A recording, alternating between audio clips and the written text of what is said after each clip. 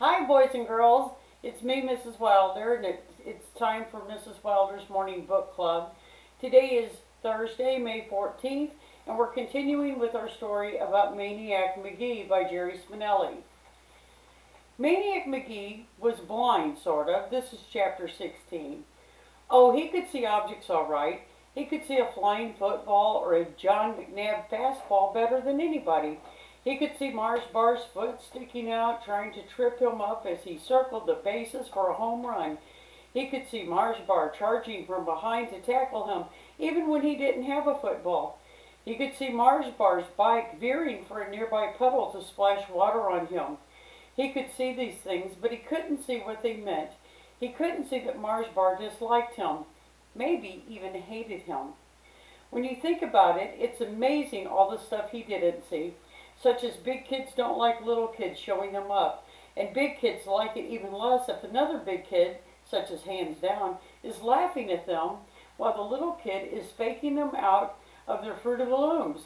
And some kids don't like a kid who is different, such as a kid who is allergic to pizza, or a kid who does dishes without being told, or a kid who never watches Saturday morning cartoons, or a kid who's another color. Maniac kept trying, but he couldn't see it, this color business. He didn't figure he was white any more than the East Enders were black. He looked himself over pretty hard and came up with at least 7 different shades and colors right on his own skin, not one of them being what he would call white, except for his eyeballs, which weren't any whiter than the eyeballs of the kids in the East End, which was all a big relief to Maniac, finding out he wasn't really white, because the way he figured, white was about the most boring color of all. But there it was, piling up around him, dislike, not from everybody, but enough, and Maniac couldn't see it, and then all of a sudden, he could. Now we're on chapter 17. It was a hot day in August. It was so hot, if you stood still too long in the vacant lot, the sun bouncing off a chunk of broken glass or metal could fry a patch on your hide. So hot, if you were packing candy, you had soup in your pocket by 2 o'clock. So hot, the dogs were tripping on their own tongues, and so hot, the fire hydrant at Green and Chestnut was gushing like Niagara Falls, courtesy of somebody wrenching off the cap. By the time Maniac and the rest of the vacant lot regulars got there, Chestnut and Green was a cross between a block party and a swimming pool. Radios blaring, people blaring, somebody selling lemonade, somebody selling Kool-Aid ice cubes on toothpicks, bodies, skin, colors, water, gleaming, buttery, warm, cool, wet, screaming, and happy. The younger you were, the fewer clothes you had on. Grown-ups still sat on the sidewalk and dangled their bare feet in the running gutters. Teenagers stripped down to bathing suits and cutoffs. Little kids, underwear. Littlest kids, nothing. Maniac danced and pranced and screamed with the rest. He learned how to jump in front of the gusher and let it propel him halfway across the street. He joined in a snake dance. He got goofy. He drenched himself in all the wet and warm and happy. When he first heard the voice, he didn't think much of it. Just one voice in hundreds. But then the other voices were falling away in bunches until only this one was left. It was a strange, deep and thick and sort of clotted, as though it had to fight its way through a can of worms before coming out. The voice was behind him, saying the same word over and over, calling a name, and even then Maniac turned only because he was curious, wondering what everybody was staring at. But when he saw the brown finger pointed at him, not a speck of icing on it, and the brown arm that aimed it, and the brown face behind it, he knew the name coming out of the can of worms' mouth was his, Whitey. And it surprised him that he knew.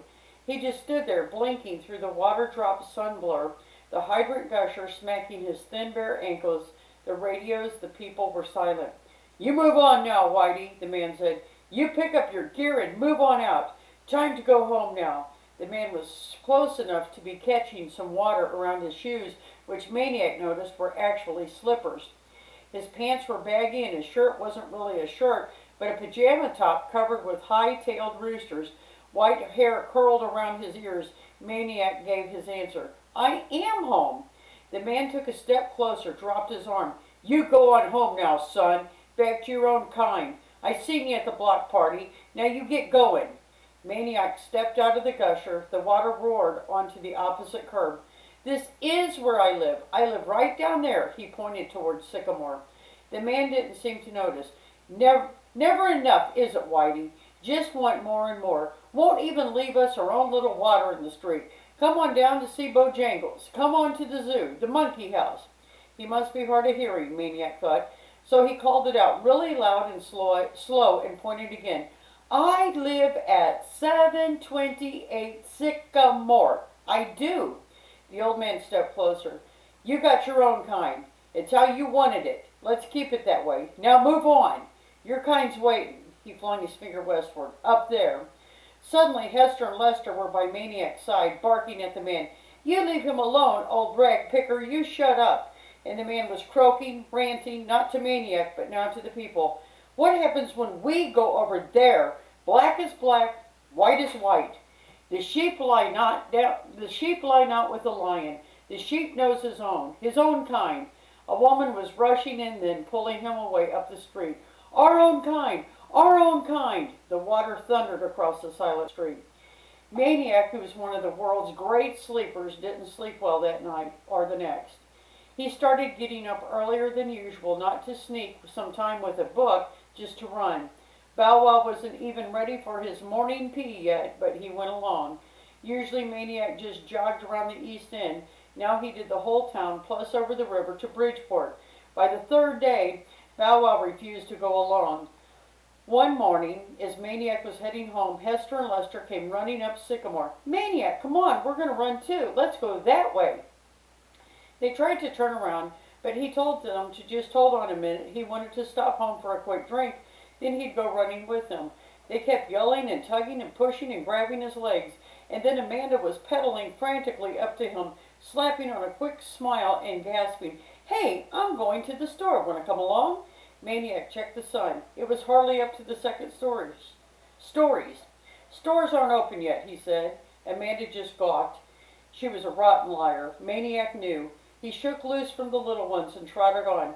He didn't know what, but something was wrong.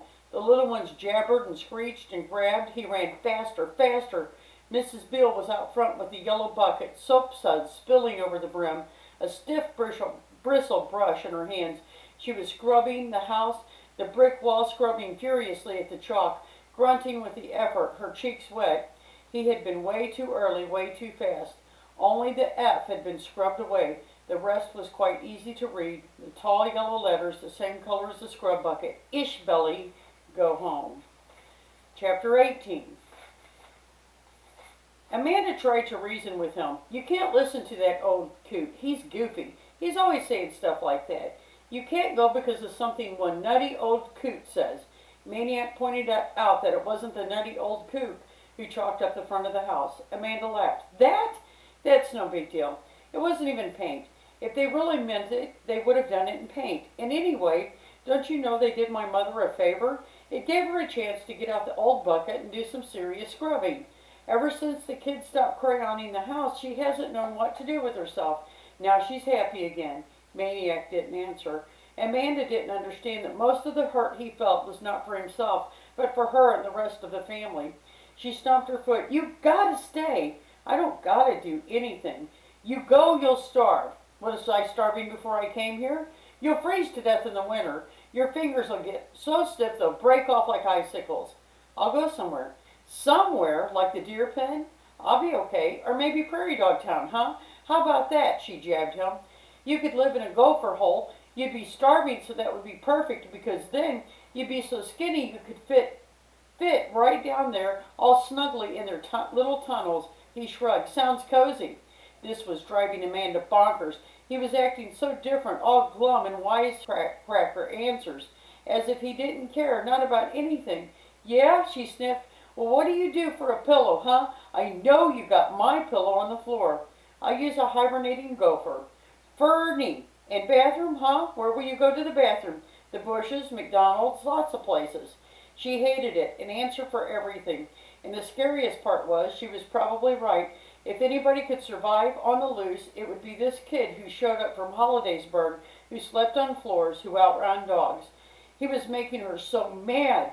She pointed at him. She sneered. Well, I'll tell you one thing, buddy boy. You better shut the door on your way out and lock it, because if I get my room back, I'm not giving it up again. So don't ever come crawling back around here. She kicked him in the sneaker. You hear? Don't worry, he said flatly. And don't think you're taking any of my books with you either. And you can forget about ever getting a chance to open my Encyclopedia A, which I was almost ready to let you before you went and started acting all poopy. He said, I'll join the library. She jumped in. Ha, you can't. No, you need a library card. I'll get one. Aha, you can't get a library card without an address. She regretted it as soon as she said it. His head swung, his eyes met his eyes said, why did you say that? Her eyes couldn't answer. And he got up and went out and trotted up the street. Amanda cried. She tore a magazine in half. She punched the sofa. She kicked the easy chair. She kicked Bow Wow. Bow Wow went yelping into the kitchen. See, she yelled at the front door. See what you made me do, Jeffrey McGee. Jeffrey Maniac, crazy man, Bozo McGee. He wasn't back by lunch. He wasn't back by dinner. I'm going looking, Amanda told her worried parents. No one tried to stop her. She rode her bike all over, East End, West End. She even went over to Bridgeport, practically got herself killed on the bridge. She never pedaled so much in her life. She didn't come home till after dark. When her parents headed upstairs to bed, she asked if she could stay up and watch TV. They looked at each other and said okay. She was nodding off in the middle of some late movie when the door opened and he walked in. What are you doing up so late, he said. I'm incubating an egg, she snarled. He shrugged and went upstairs. She closed her eyes and smiled. Next morning, a little kid from 3 blocks away came knocking at the front door. His yo-yo string had a knot fat as a mushroom. As Amanda watched Maniac tackle the knot, an idea slithered into her brain. When the little kid left with his string good as new, she said, Jeffrey, if I knew some way that would make it okay for you to stay, would you? What do you mean okay? He said. I mean that even if there's 1 or 2 people who aren't too wild about you now, and that's all there really are, that even they would like you, and everybody else who already likes you, they'll like you even more. Purely out of curiosity, Maniac replied, how's all that supposed to happen? Amanda told him about Cobble's knot. All right, boys and girls, that was Maniac Magee, chapters 16, 17, and 18. We will resume our book later on. All right, see you in Zoom, Grigsby Gators. Bye-bye.